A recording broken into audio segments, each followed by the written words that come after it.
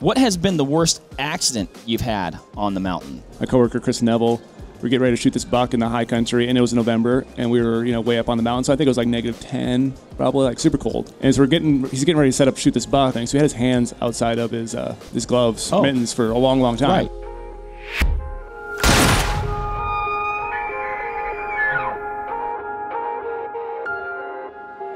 All right. Welcome back, Vortex Nation, to the Vortex Nation podcast. Welcome back to our live podcast at the Hunt Expo here in Salt Lake. Actually, no, we never left. Scratch that. We're still here. We never left. Not welcome back. We're still here. Still here. I'm joined by the Brady Miller from GOHUNT.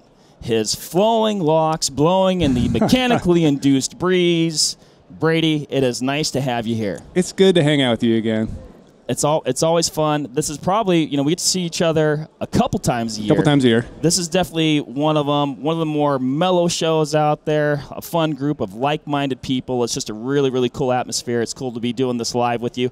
And it's cool for the people of that on Instagram that ask these questions. We had a lot of people here at the show ask these questions, asking you your deepest, darkest hunting secrets. I'm going to give away every secret there is in the book right now. Everything. All right. Ryan, we are recording, right? Everything. I'm an open book. We're going to need these secrets later. I just want to see the recording afterwards, see which we can redact, Everyone here live can hear it all, but we'll have to redact some. Exactly. Yeah, I mean, that's like it's like an exclusive offer of information. Exactly. You got to be here to get it. To learn it. I like it. All right, so we got a list of 20-some questions here coming from all ends of the earth. We're going to start with number one. This one's coming from California. Oh, Brady. Heck yeah. What is the best spotting scope for the money for a hunter on a budget? I didn't plant. You'd think that I planted that one, leading off with an opposite question. These are actually in no particular order. That's the first one out of the gate, though. And this comes from Eddie. Eddie in California. Okay. The way I approach that is obviously you got to think about what kind of hunt he's going on first. Would that have been a little bit easier? Like, is he going to be a guy going on a backcountry hunt? Is he going to be a guy going on an antelope hunt? Like, there's two different strategies there. I would tend to lean on go bigger right away because you can, it's just going to gather more light.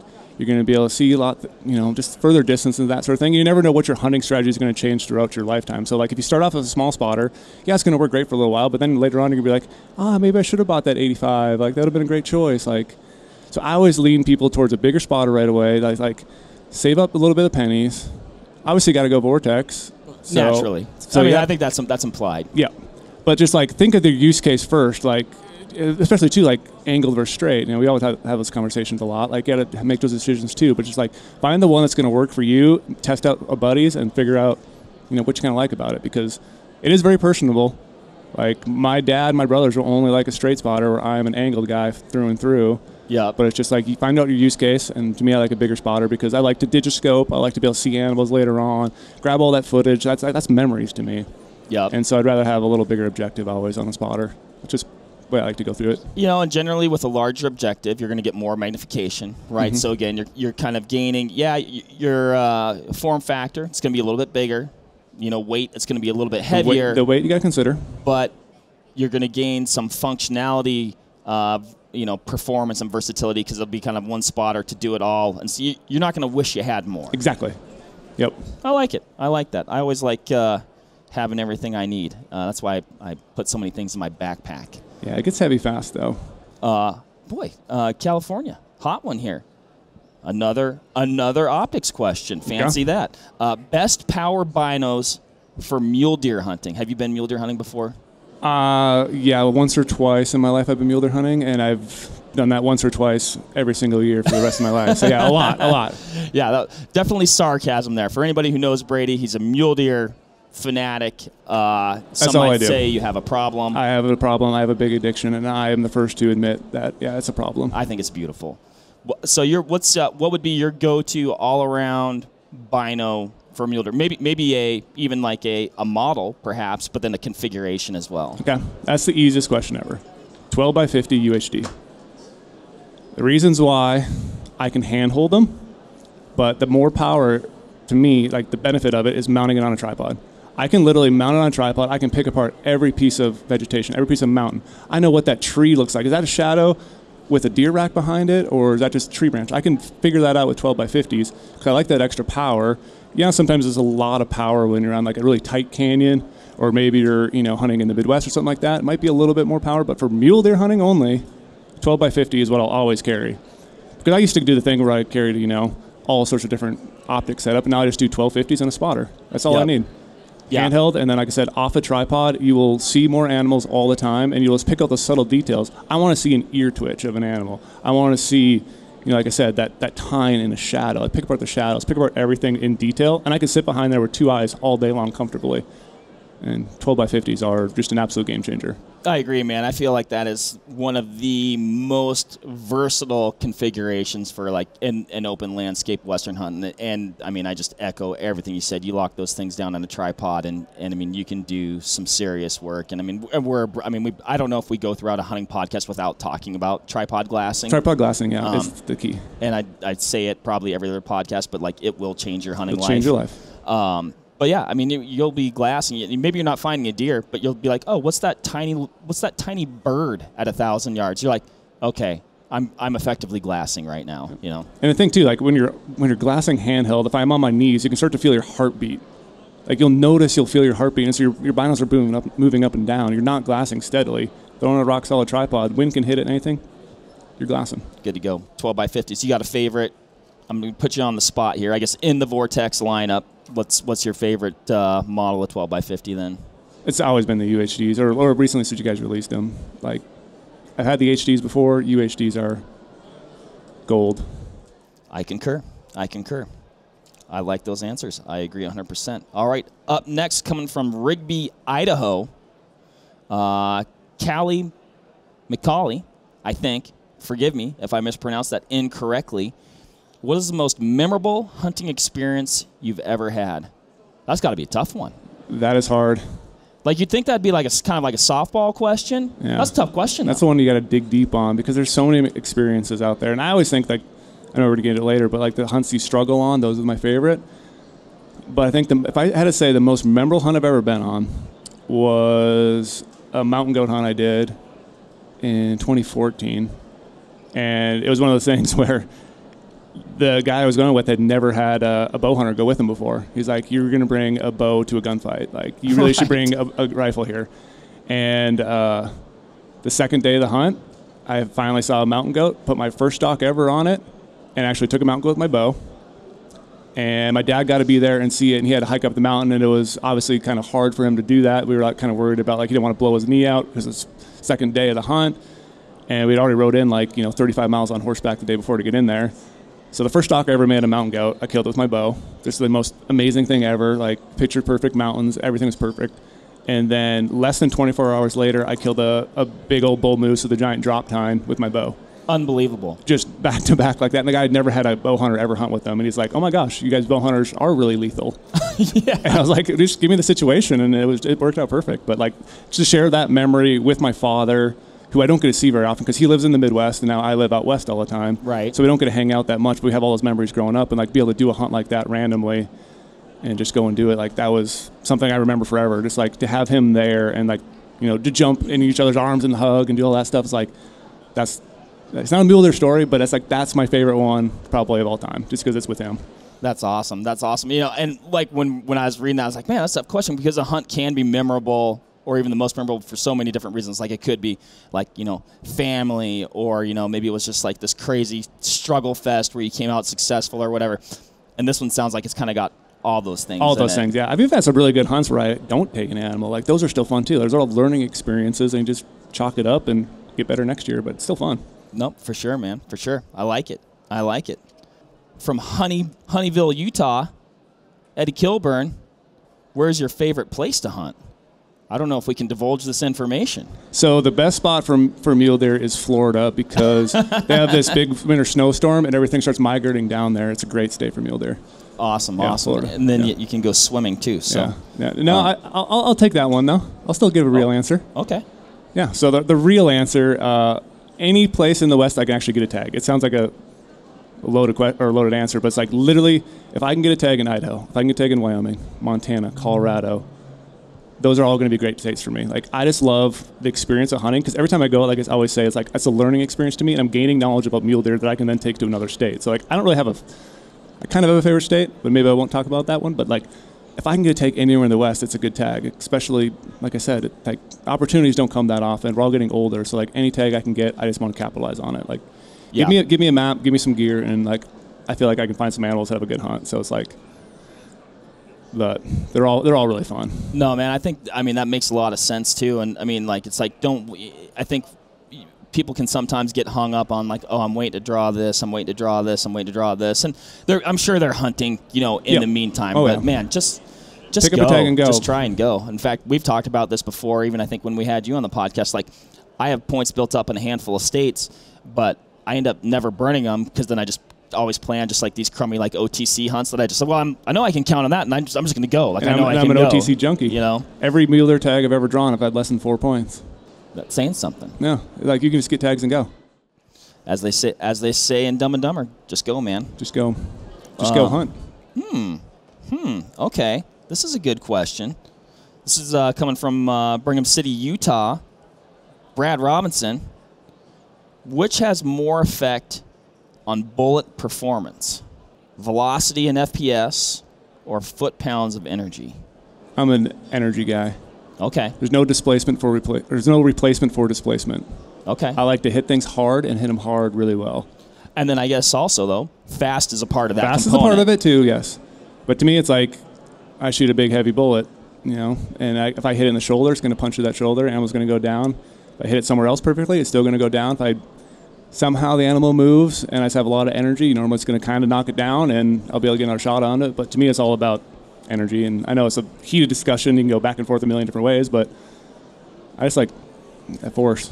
I agree, man. I mean, I like, you could say, like, or I always like to say, you're never going to make anything too dead. Yeah, it's 100% true. Along with that, I do subscribe, you put the bullet where it needs to go. Mm-hmm. It's going to do the job it needs to do. However, things don't always work out perfectly, and it's nice to have a little gas, or maybe you don't make that perfect shot on the first shot. That animal's going away, and maybe you got to drive it at a really hard quartering away angle or something like that. You want enough oomph to get that done. Yep. Dude, Callie's coming in strong today from Monterey, California. We've got what has been hopefully it's not too bad. What has been the worst accident you've had on the mountain? You had any hairy situations where things went south a little bit? I mean, the only thing I can think of off the top of my head in terms of, like, bodily, maybe let's talk about body stuff, probably, like injuries. Yeah. Around the hunt in, 2018, where my coworker, Chris Neville, we were getting ready to shoot this buck in the high country, and it was November, and it was, I don't know, the town nearby said it was like -5, and we were, way up on the mountain, so I think it was like -10, probably, like super cold. Cold. Like brutally cold. Very. And so he's getting ready to set up to shoot this buck, and I keep watching the buck, and it keeps diving below this little hill, comes back out. All of a sudden, there's a bunch of does in the way. Don't shoot, that sort of thing. So he had his hands outside of his gloves, mittens, for a long, long time. Right, yeah. You think, like, okay, I'm going to take him out. We're going to get this shot, and then all of a sudden. Yeah, and so it was like probably 10, 15 minutes of him having his hands on the metal of the rifle, just freezing. And your adrenaline rush is going, so you're not thinking of anything of it. So after the fact, he never got a shot off. The deer runs away. And then he's just sitting there. He's like, just starts screaming, like literally yelling, like, oh my gosh, like my hands are just, I can't feel anything in my hands. He's like literally rolling around in the snow, hands like, down your pant area, trying to do anything you can to keep your hands warm, like, all your clothes. And it's like, I can't feel my hands. I can't feel my hands. And like later on the next day, they were like white with little speckles on it, and like still couldn't feel his hands. So like that was kind of a situation, because we were backpack hunting too. Like we were 7 miles from the truck. Yeah, you're not. Yeah, you're not. In November, going to crank the heater for an hour. No. And so like we had to like try to make a fire that night, and he was kind of like not able to help for a little while until we got the fire going. Finally got some feeling into it, but like I think that's probably the worst thing I've ever been. I haven't really experienced a lot of crazy stuff besides for like non-hunting things I have before, like hiking trips. But a hunting one, like that's definitely like really cold. I guess I've been really fortunate, and we've just been really smart and safe about things. But yeah, the cold thing was like kind of concerning to me, because we're so far away from everything. And like he literally was, I've never seen someone like in that much pain on the ground just because your hands are cold. Right. I was like, my gosh, their hands are going to fall off. Like what's going to happen right now? But the cold thing, I think definitely, something I'm concerned about a lot. That is tough. And like you said, a cold weather backcountry hunt. I mean, that's something you better you have to have your ducks in a row, and you have to have a lot of safety gear for it, because like that's where things go bad, and they go bad really quickly, and it's hard to recover from that situation when you're cold. Like if you don't have the right fire starter, you don't have the right wood for the stove later on at night, you weren't prepared for a stove, like that could have been really bad for him. Well, and you even think about starting a fire. Like if you're solo. If he was solo, he wouldn't have been able to start a fire with his hands like that. Right. Like no way. He couldn't even like zip up his jacket. Like I had to help him zip up his jacket. His hands were so cold. He couldn't like grasp onto the zipper to like move things around or like take it off later. Yeah, like not working. Not working at all. That's not good, man. That's sketchy. That's spooky. I'm glad he's okay. Did he have any like even like residual long-term stuff from No, that? not from his fingers, but both of us later on we couldn't feel our toes for 3 months. Like no joke, couldn't feel our toes. We had uninsulated boots in November. It was not smart. Did you guys get a deer? Yeah. Oh, okay. It was totally worth it then. It was good, yep. We'll explain that deer later. Okay. All right. Oh, a little foreshadowing. I like it. I like it. Okay. Bam. All right. Coming from the great state of Utah, where we are right now, best advice you can give a first-time mule deer hunter coming from the Midwest. Okay. A lot of people in that boat. Yeah, first-time mule deer hunter. I'm really excited he said he's going to go mule deer hunting, because that's the best species to go after. The best advice I'd give is just having a determined mindset of when things go bad on a hunt for mule deer. Like sometimes you're going to go and you're going to see a lot of animals. Other times you're going to go and you're not going to see a lot. Just like knowing that some spots will hold animals, and knowing that also like using pressure sometimes to your advantage on some of these mule deer hunts. Because like a lot of states give tags out in October, and there's usually general rifle season, so a lot of people out in the field. It might get discouraging sometimes, like, wow, there's a lot of people at the trailhead. Man, there's a lot of people up on this ridge. But, like, just staying there and being diligent and knowing deer want to be in some of these areas. A lot of people think the deer, when they get spooked, they just blow out and go away. But, like, I've had a lot of deer that literally will leave for half a day. They'll come right back the next day, and, like, other people will leave. It's just, like, having a determined nature to sit there and focus and know that there will be deer eventually. And, like, obviously coming from the Midwest, you might need to be determined with his glassing efforts too. Like, notice to glass up and down, try to pick all these little spots out. But, like, just the mindset of staying back there and not getting discouraged. Because after a while, you can be like, man, that hotel with that pizza starting to sound really, really good. And I want to leave out the mountains. And just, like, staying back there and being diligent and just hunting hard every single day. Like, I've had so many hunts where beginning of the hunt, we never see anything. Yeah. Like, never see deer. And, like, these are spots I've been to before and think I scouted really well. And towards the end, finally, the deer shows up. And it's usually a deer of a lifetime because we put our time in, worked all the bad areas out, and found the good spot. Right. And kill something. And that's coming from you. Like, you're very experienced, accomplished mule deer hunter. Like, you're not seeing deer every day. Not seeing deer every day. There's totally lots of days where I don't see any deer. And it's just part of the game. And that's why I like deer hunting, because it's not a given. Every day is not given that you're going to see animals. Yeah. And by no means am I saying, like, whitetail hunting is easy, because I think it's it can be one of the more difficult hunts, but if you are coming from the Midwest, potentially, like, maybe you've got a really sweet piece of private that you generally hunt, you probably are seeing deer every day, right? Yep. And I think being able to go in knowing, like, that's just not going to be, setting your expectations that, like, hey, I'm going to have to hunt hard like I do at home, but you're just not going to have, I guess, that reassurance when you're seeing deer all the time. It is nice seeing deer all the time, because you're like, man, they're here. There's going to be a buck sometimes. Right. Like, it helps keep you going. It does. That's for sure. But it's like, just don't get discouraged. It's easy to out there. Your mind does different things when you're out in a backcountry hunt. Like, even if you're doing like a truck hunt, like, your mind will start doing weird things like, oh, I should be doing something else. But, like, just stay focused. Yep. Don't let that pizza and that greasy burger draw you out of the mountains. And I don't know, what is it about, like, when you're outside like that? I mean, it is always pizza and burgers. Yeah, it's literally the first day you're like, I'm talking to my camera guy. He's like, hey, man, what are you craving right now? Like, pizza and a dirty, like, bacon cheeseburger. Like, now. Now, immediately. Is there an Uber that'll get up here right now and, like, bring us some food? That'd be great. I think we just came up with a business idea. Backcountry Uber for hunters. Yeah, bringing food. Yep. I bet you could get like $1,000 for a cheeseburger. Oh yeah, you could. I love it, man. That's good. That is really good advice. Jackson, Wyoming. Okay. Hey, we're just gonna dive right in here. This is important. Backcountry pooping. Oh yes. Best practices. Okay. Well, I live by the keep it simple method. Okay. And this is another thing where I have to talk about my camera guys. My camera guys a lot of times like, hey, can you pack a bunch of my stuff for me? I'm like, sure. Pack all your food, whatever. He's like, yeah, bring me a bunch of toiletry stuff too. So I do this thing where I just take a little bit of toilet paper, just roll it in my hand back and forth like 4 or 5 times, rip it off. I'm like, yeah, good for a week. I give it to him later in the week. He doesn't see it right away because I throw it in his backpack when I pack it for him. He gets out of the mountain. He's like, where's my toilet paper? I'm like, It's in that little Ziploc bag. He's like, oh, I thought that was just as a joke. Like, where's my toilet paper? It's like, no, that's it. That's for your whole week. So I have a very minimalist when it comes to that. I don't know why. I don't prepare for the worst. I just have my little system where it usually weighs like less than an ounce for a week of toilet paper. That's what my thing is. It's like literally weighs less than an ounce, and just use toilet paper. That sounds like a magic trick. It keeps things fun. Keeps things fun. I don't know. You have to conserve it. I don't know how I figure. And especially like later season hunts, I will carry more of a roll, but that roll is literally dedicated for fire starting, right, with some other stuff on there. But like, just keep it simple. This is dig a little hole, put a lock on it if you want to know more of those details, and then just minimalist toilet paper. Hey, I do think that is the best practice actually. Just just cover it up. Cover your tracks. Cover your tracks. Leave no trace. I will say something if we want to dive into it because we're here, whatever. I can talk about anything. My camera guy did have some those wet wipe things. Yes. I tried those the first time in Idaho. Not a fan. Not a fan? No, not a fan. I don't pamper that area. I'm a big fan. No, I'm not about that life. It was weird. God. I was like, whoa, no. You are tough. Tough as nails. I don't like it. I don't know. Here's what I would suggest. Number one, bring in slightly, at least a little bit. I'm not saying probably bring a little bit more. We don't need to go overboard. Yep. I'm not talking like a whole roll or something like that. Nope. But man, the wet wipes. That's like that could be. That's like a shower. That's like clean your. It's like but they're multi-purpose. They're not good for starting fires. They will not help you start a fire if you need to. So my camera guy, all he brought was that, and I started running out of my fire starting toilet paper supply, and I was like, hey man, you got some extra stuff for fire starter? We already burned through all our like Vaseline cotton balls, and he's like, yeah, I got these. I was like, no, those things don't burn.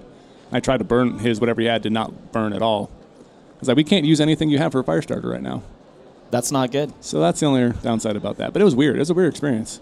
Fire starter, surviving, a little bit of hygiene. Yeah, you be the judge. I like it. That was a fun one. Yeah. Moving along now. I was expecting more toilet paper. I don't know. I literally weigh it out. It's usually like right at 1 ounce for a whole week. As I like to say, I've grown accustomed to a certain standard of living. That's part of it. Hey man, backcountry's not supposed to be comfortable. Coming from Michigan, another Midwest question here. Oh, this is from our good friend Andy May. Andy May, one of the best whitetail hunters I know. We've had him on the podcast. He's writing in via the social medias. Getting specific here, this guy is an expert / constant learner. Always trying to get the info. Second or third rifle in a state that starts with a C, with some high and some lower country, in a unit you've never been to and can't pre-scout. Love this question. This is where do you start and what do you look for? Okay, love it. Absolutely love it. So this is me in a nutshell. Like, yeah, I work for a hunting company, but I don't get a lot of time still to go out and scout. So, I try to have 2 or 3 mule deer hunts a year, and so some of those I just can't scout. And so I am doing all e-scouting stuff. But then once I get out there, literally I've never stepped foot in there, don't know anything about it. So to me, trying to figure out that terrain the deer are in, there's 2 ways I'll go about it. Either I could sacrifice a day of hunting and kind of drive the road systems, feel out the unit a little bit, kind of see where your pressure is from humans, where I might be seeing deer at certain elevations. Maybe they're on private, but still I'm telling what elevations those deer are at, and I'm marking that down in my head, like, hey, they're at 8,000 feet, or I'm seeing a bunch of deer at 9,000, or I'm seeing a bunch of deer at 10,000, noting that as I'm driving around trying to figure that out. And then the next day I might go into the hunt being like, oh yeah, we saw a bunch of deer at that 8,500 foot level. We need to start there, and we'll work our way around.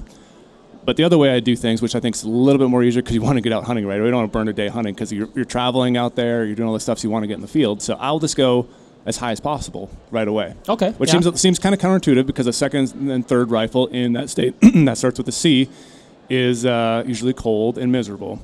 But to me, I like to start higher because a lot of people are forgetting that, hey, these animals live up there all year. They know what a snowstorm feels like. They know what cold weather is. Like, we think they have to migrate down right away, but I've seen bucks up there running their bellies in the snow, totally fine. So as long as there's like the nutritional components they need to be up high at that time of year and there's no pressure, they're still going to be at their high summer range because like they like being up there. It's, comfortable and that sort of thing. And so I start high. Like, I've killed a lot of my deer in the state that starts with the C over 10,000 feet in November. Wow. So like most people would like avoid that type of elevation range because like, oh yeah, deer have to start migrating down, but it's like they had everything they needed. The does were still up there, the bucks were still up there, and so I like to start high and then kind of like work my way down as I'm hunting to figure out what elevation band those animals are at. If they're high right away, great, I can hunt them. But if they're a little bit lower, I'll eventually be able to see that, or I might start high and I'm glassing down a big valley. And then I'll note, like, wow, there's a bunch of deer down that little saddle because that little timber strip right there, they like that edge habitat. There must be a bunch of feed right there and still water. And maybe the does have started congregating there and the bucks are nearby because it's starting to rut. So, like, to me, like, I don't want to start lower in the hunt and deal with all those hunter pressure and then work my way up. I'd rather do the sufferfest right away while your legs are fresh and then kind of work your way down and start finding that elevation band that deer are at. Yeah, that makes sense. I mean, number one, you've got the, I guess, the elevation advantage just from a sheer glassing standpoint. Advantage. But then also along with that, it's, I guess they're both systematic approaches, you know, the two that you described right there. But the one, I think, maybe you're going to ping pong around less. You know, you're like, well, wait, we'll go here. We went high, a little bit low. Wait, where are they? It's like, nope, we're going to start here. We're going to work our way down. When we get in them, we're in them. Yep. And you'll see those trends. Like, you'll see where animals are at, and you can probably assume it's similar to that a couple basins over or the next spot. Like, but once you find them, then you can just hone in on that area. I think that's a great strategy. Just start high. You never know what you can expect up high. Especially, like I said, I've killed a lot of big deer above 10,000 feet in November, and when most people would avoid that area. I feel like that's a little bit of a hot tip there. It's going to be a cold tip. It's cold tip. You're going to be cold. That's when you bring that little hot tent. Yeah. Yeah, don't leave your hands out of your gloves too long. Nope. Don't be like Neville. Brady, why do people, I think this is fairly obvious, why do people refer to you as Mule Deer Jesus? Oh, I think I know who sent that one in. Yeah, it says right here. It's Cody Bohr. Oh yeah, that's my friend who works at GOHUNT. So did I say his name right? Yeah, Cody Bohr. Okay. Yeah. So he likes to joke that I'm the Mule Deer Jesus because he's like, all you do is think about mule deer, you talk about mule deer, and you eat mule deer constantly, and you have long locks of hair, and you just let your beard do whatever, and you are a dirty stink ball when you're on the mountain. Because like I said, I don't care about hygiene at all. It's like I'm just out there hunting, doing my thing. And so he just always calls me the Mule Deer Jesus because, like, literally he's like, what are you doing tonight? And I'm like, yeah, I'm reading this biology report about mule deer. Or like, he's like, why don't you come out and hang out? I was like, no, I'm reading this book right now about mule deer. It's like, literally all I do is think about is mule deer 24/7. Yeah, so I got a lot of homework to do. So, yeah, he likes to make fun of me around the office saying, yeah, you're the Mule Deer Jesus. Because like, everyone walks around my mule deer mounts at the office. You guys don't know one of my mounts got broken recently. Oh, really? Well, do you mind, how did that happen? Oh, that's a funny story. So I just had moved. I have these two giant 200-inch deer that are each on a pedestal. Like, that's my pride and joy. All my mounts in my house and my office are my pride and joy. That's art to me. Yep. Like, that's my fine art. That's my most valuable possession I own because I like to relive those memories. So I had this pedestal mount done like 3 years ago. I was in the old office. We moved in a new office. Just had literally set it in the spot for the day before, and the next day a bunch of construction guys came in, and they were hanging wires on the ceiling with a scissor lift. So they're driving a little scissor lift around. I even mentioned to Cody, like, I'm kind of concerned about this. Like, what are these guys doing in here? And I was in a meeting, and all of a sudden I got a bunch of messages from Cody. And he was like, hey, man, you got to come out here. Something's wrong with your mule deer mount. And I think they're just pulling my leg. Like, right. like Porter and, like, Cody like to get me, like, jazzed up all the time, like, because it says it does good on video, like, get me really excited. So I'm like, I have this meeting right now. It's too important. I can't go out. He's like, no, you need to come out right now. Your deer is on the ground. And I'm like, oh, my gosh. I was livid. I'm like, is this for real? Is this fake? I go out there, walk over there. The biggest deer I've ever killed in my life, 204 inches. Not that inches always matter, but it's my pride possession. My biggest deer I've ever killed is laying on the ground, and these guys are up on their scissor lift right above my pedestal mount. And it turns out later they had tried to move my mount out of the way by pushing on the deer. And like, it's a big pedestal. Like, it's heavy. It's made out of real wood, and I have a big stump I found from Las Vegas in a burn area that has both my deer mounted on. So they're trying to push the pedestal mount away so they can get the wires by there. And by pushing on it, it broke the bracket. That big giant deer fell on the ground, snapped his skull plate. And luckily, I never wanted him officially scored because now I can't because his skull plate's cracked, and his hide's all messed up, and around his face, and his ears cracked, and literally it just tore me apart. I'm sorry I made you relive that. Yeah, so it's like when people walk by my deer mount, I'm like, hey man, watch out! Like, walk over a little bit and watch out for that deer right there. So, like, it's kind of a joke, but like, he knows, like, I literally just love mule deer and love looking at them, love thinking about them, love eating them, everything about mule deer. They are a special deer. I joke. We had Ryan Lampers on the podcast the other day, and I always joke with him about how whitetails are better than mule deer. And I grew up hunting. You know, everybody knows that, or not everybody. If you listen to the podcast, you know. But I grew up hunting blacktails, which is, you know, yeah, they're really cool. Super cool. I told Ryan I consider them sophisticated mule deer. I consider mule deer the fair species. That's what I would call them. That's fair enough. Okay. Yeah, but gosh, whitetails, I think they're just super fun. But yeah, I'm bummed about your mount, man. It was a hard thing to realize, especially my biggest one ever. Did you have to take it to a taxidermist to have them like fix it? So yeah, those guys when they're up in the scissors lift, I was obviously really heated. Might have said some words I wouldn't say around my mom or my grandma. Yeah. And they were up there. They're dead now. Yeah, actually. They never came back. And they said like to another guy, because I was really heated, they're like, yeah, we're going to pay for everything if he needs to get it redone. And I don't think they realize how much it's going to cost, because also he's going to probably need a new cape, which hurts. Because like the cape means everything to me. Yeah, the OG cape. Yeah. It's a big white face, big Roman nose, big black stripe down his back because it's an old deer. So we can find a cape, but that cape still means memories. And then his skull plate has to get fixed, and then he has to get re-welded on that bracket. So it's going to be an expensive bill for those buddies. And I haven't got it fixed yet, unfortunately. And so it was laying down there broken every time I walked by, just like a sad memory. I had to finally move it and get it out of there and put it in the back of the warehouse because it hurt. Oh God, it hurts me just hearing you talk about it. I had a mount that I almost like a similar thing. We were having some people work on our house, and I had an elk shoulder mount. We have like kind of like a bigger great room, or not bigger, but like a vaulted area, over the fireplace. So I had this Roosevelt elk, not a giant, nice 4x4, but I hunted hard, killed it with my dad and my brother. I'm like, dude, I'm gonna get this thing shoulder mounted, Yep.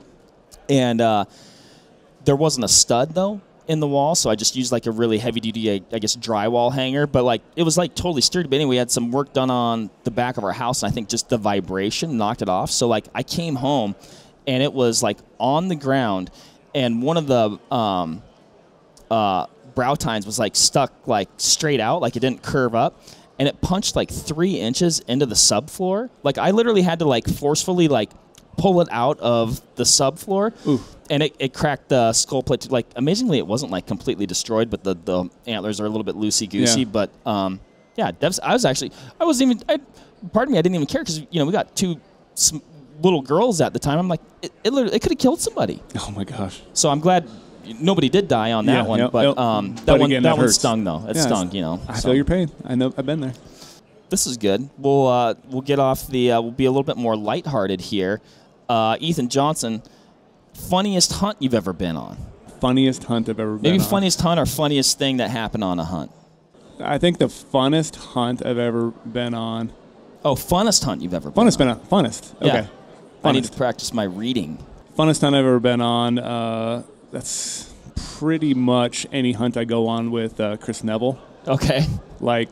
You seem like you guys are a pretty good pair. Yeah, they always try to break us up. We're like, we're kind of like that, that tandem team that just goes out there and we do things together. We know how things work. But like I consider myself, and I think other people do too, like I'm more like a drier person. Like I have dry humor. Like I'm kind of like the dad joke guy. Like I'm not really that funny all the time. I take things really seriously when I'm hunting. Right. But he's over there, just cracking jokes the whole time, like saying something funny, and like always says these random one-liners, And especially it's like a bear hunt. Like the bear hunt we do every year together.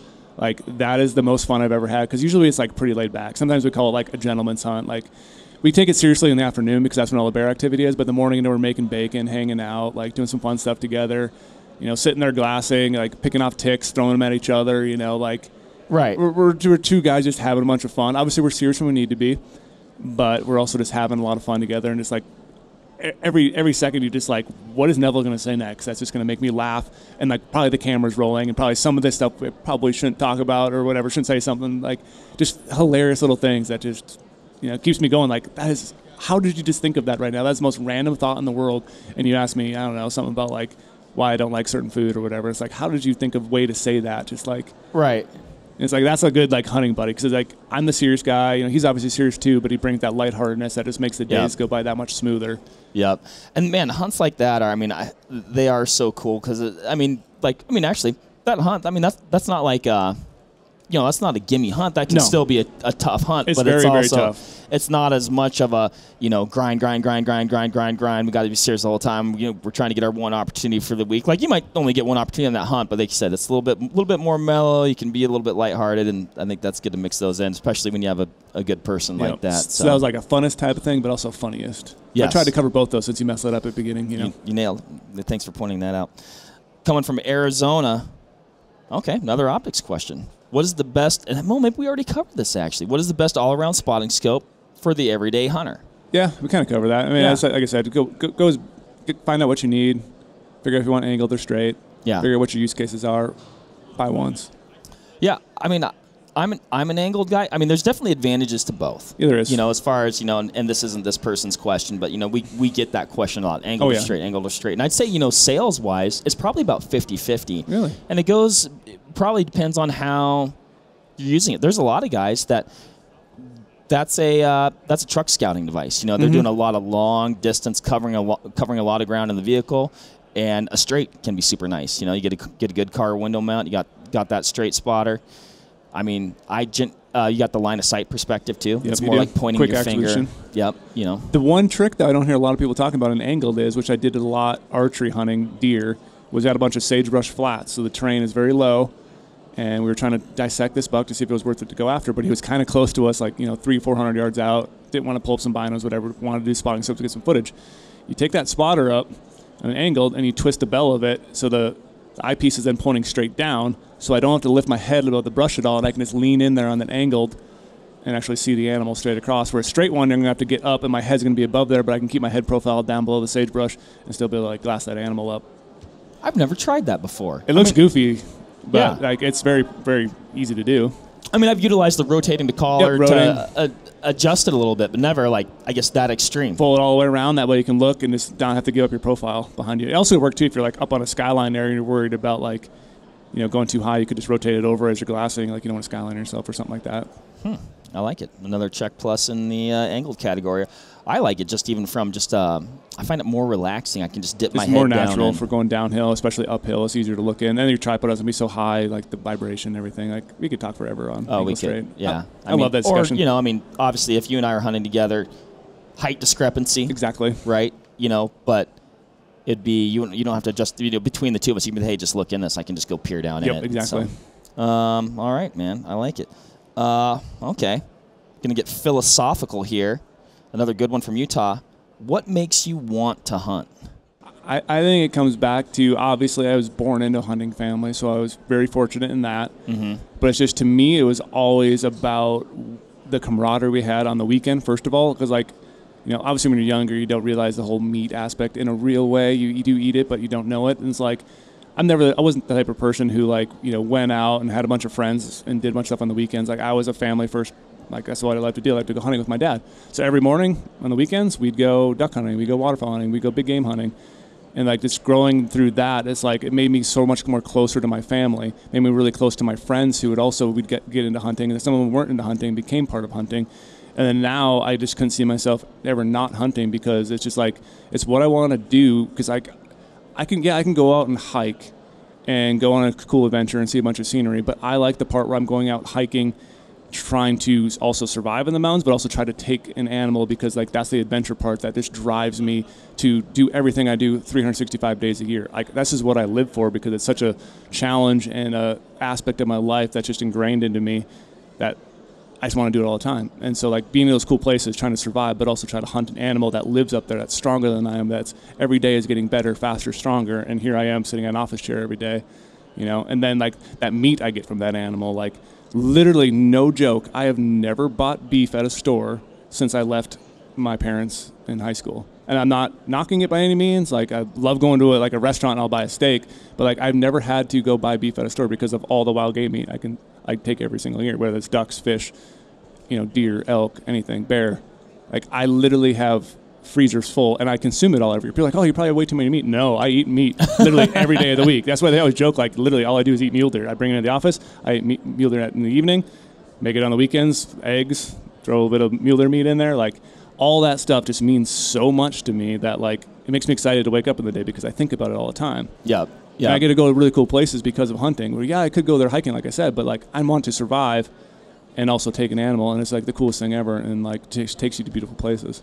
Dude, that's awesome. That's a perfect answer. And you talk about, you know, you're talking earlier about, like, the, you know, like, you know, with your taxidermy, like, you get to relive it, you know. I'm reliving those memories all the time. You get to relive it when you make that meal. When you make, you know, mule deer and eggs for breakfast on a Saturday, and you're drinking a cup of coffee or whatever you're doing, you get to relive that the whole time. And it's a more meaningful meal, too. You're just like, wow, like, there's so much pride involved in it as well. So, yeah, that's super cool. Yeah, I mean, I grew up in a hunting family as well, and, like, a lot of similar things there. And, yeah, I don't know, man. It's I think it definitely, I know it shaped my life, It definitely does. Like, you learn so much about hunting about yourself, like the mental side of it, like test your body, test your fitness levels. Like I said, the mental game is just huge. Yep. And it's like, you wouldn't get that anywhere else, I don't believe. Like, you just get that freedom every time you go out there. You do, and, you're talking about, like the, which nothing, like hiking is great. Like, get outside. I love hiking. If somebody's getting outside, that's a win, right? But a difference for me is, like, when you're hunting, you're essentially incredibly, like, present and keyed in and tuned in to every moment. Mm-hmm. You're not ignoring it. You hear a twig snapping, could have meaning. Yeah, heck, a bird chirping could have meaning, a sound, whatever, what's around the next corner has meaning. How careful you're going around that next corner has meaning. Like, everything there's a consequence, and you're just like into it the entire time. Every part of that mountain I have enjoyed and admired because I put my optics on it and stared it up to down. I know every little tree, I know every little bird, what everything's doing, how nature is just being nature. Like, you're in it, you're immersed. Yeah, you're part of it, which is super cool. That was a dang good question. I know, and not. I mean, you answered that very eloquently. Like, when I was like, man, that's a toughie. What is the most durable bino? I think that's a trick question. I think they're all durable. They're all durable. Yeah.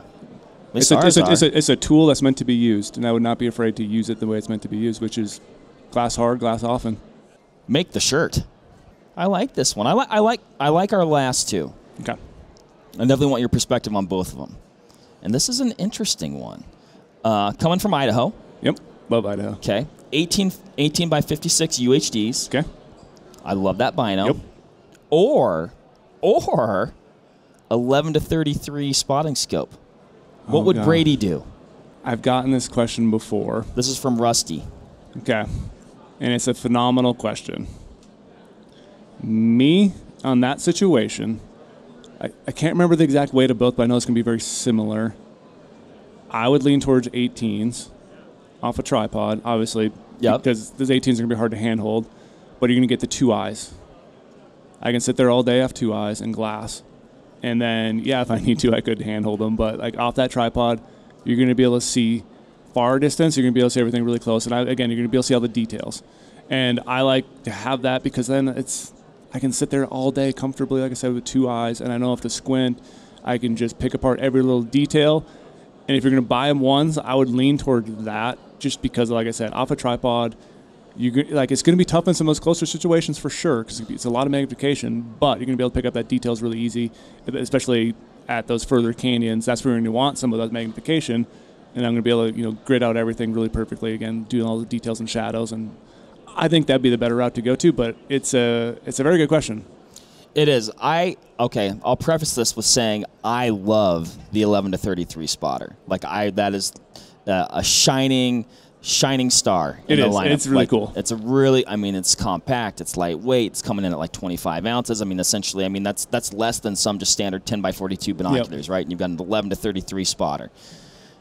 That said, if you were making me choose between that and those 18s, I would pick those 18s for the exact same reason. But I would also assume that person has a 10 by 42 like on their chest as well. They probably do, because you're going to want that for those close canyons. That's where you're going to miss out. Or if you're stalking and you're a bow hunter, you're going to want to be able to see, is that buck still bedded? Is he still there in that timber?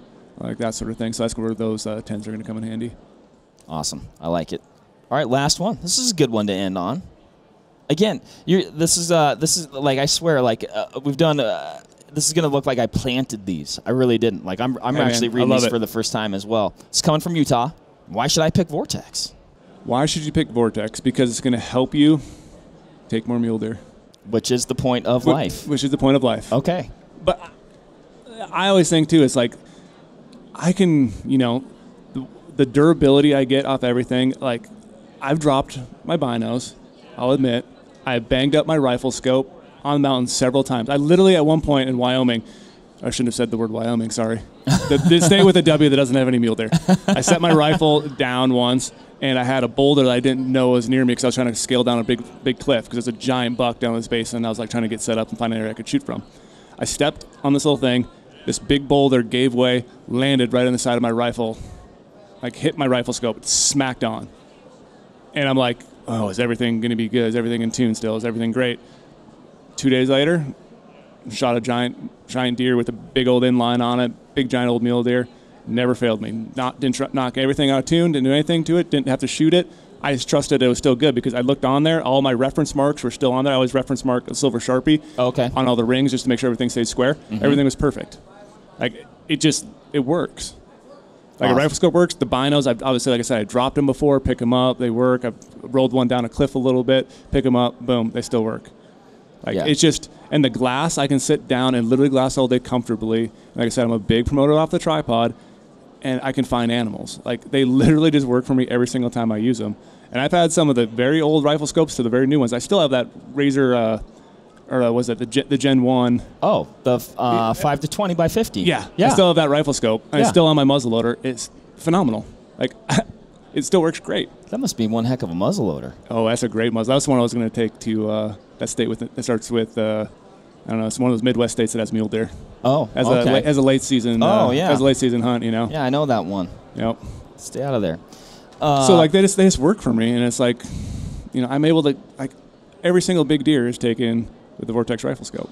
I mean, you bring up like a good point that I like to point out too. It's like we work really hard to make durable optics. Yep. But you know, as probably more than a lot of folks, like when we're hunting, we are not in the friendliest environments. Things aren't always cherry. Things aren't always cherry. Things can go wrong. Accidents happen, whether you boulder rolls on your gun or a horse falls or whatever, right? You know, we don't put our optics in the friendliest environments, right? So, I mean, that is where, like, yeah, hopefully you never have an issue. We plan on you never having an issue. But we also have the VIP warranty in case you do. We are going to take care of you. Exactly. And we also know that when those things happen, they're probably going to happen during a time of year when you really need those optics. So we really work hard to get them back to you as soon as possible. So, I don't know. That's kind of like an all things being equal thing. I think, you know, that customer focus on our end is like, you know, kind of can be a tipping point. Yep, so, you guys are obsessed with customers. That's what's really cool to see. I mean, it's like, it sounds cliche or like, of course they're going to say that. Like, they are the focal point of everything we do. Mm-hmm. Like, the nucleus of any decision that we make at Vortex starts with the customer. So, Brady. That was fun. That was fun. Thank you so much for the very, very insightful answers to all these questions that we peppered you with. Thanks for making the time to come out and visit with us. Like we said, it's always fun. It's always fun. Like I said, I gave away all the secrets too. So all of them. I wanted to redact some things, but we're okay. Maybe we'll title this one like Brady Miller's Mule Deer Secrets Revealed or something. Just really clickbait it in. Clickbait them all. Yep. No, I enjoy it. I enjoyed it a lot. Appreciate having me on. Thanks, man. Thanks. All right, everybody. Thanks for showing up. Thanks for listening. Thank you again, Brady. And until next time, happy hunting and shooting, everybody, and we'll catch you on the next one. Bye. There you have it, folks. Thank you very much for listening. As usual, give this video a like if you liked it, comment something below, and give us a subscribe to the Vortex Nation podcast channel. It would mean a lot to us. Also, why don't you give us a follow over on Instagram while you're at it, at Vortex Nation Podcast. We'd love to hear from you over there, and we'll keep you updated with all kinds of cool photos and videos from our adventures that we do here. Otherwise, we will see you on the next one. Thank you again. Happy hunting and shooting, everybody. Have a good one.